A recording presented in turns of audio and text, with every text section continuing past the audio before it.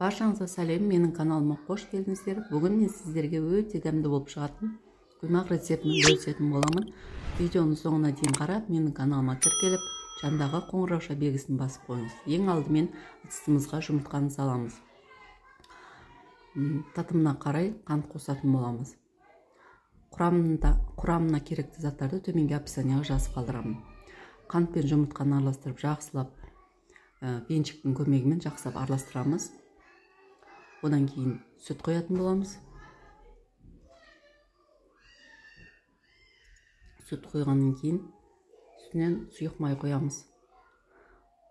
Сосын қопсытқыш қосатын боламыз. Қопсытқыш құрамында ванилин бар. Ванилинді қоссаңыздар да, қоспасаңыздар да болады. Және татымына қарай шым-шым тұз қосып, какао ұнтағын ситон көмегімен осылайынан өткізіп аламыз.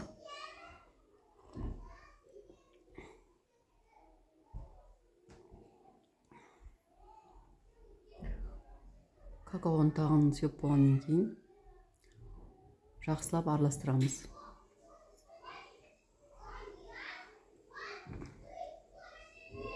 Сонымен қатар менің каналымның алға қарай дамуына өз үлестеріңізді қоса кетіңіздер. Видео ұнаса достарыңызбен бөлісіп қойыңыз.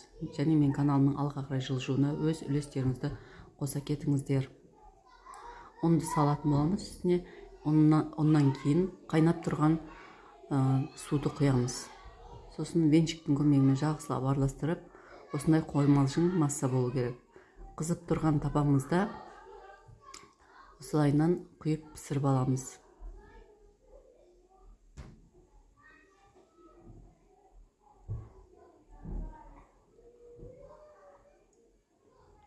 Осылайынан өте дәмді, тесік, ажурный болып шығады.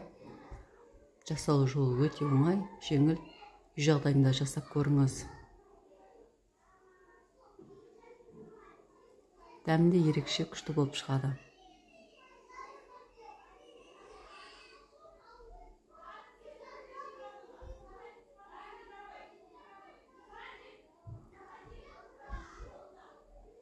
Сонымен қатар менің каналымда басқа да рецепттің түрлері көп. Алдыңғы уақытта мен сіздерге өте қызықты, өте дәмді рецепттермен бөлісетін боламын. Менің каналыма тіркеліп қойыңыз. Видеоның соңына дейін қарағаныңызға рахмет. Баршаңызға ас болсын.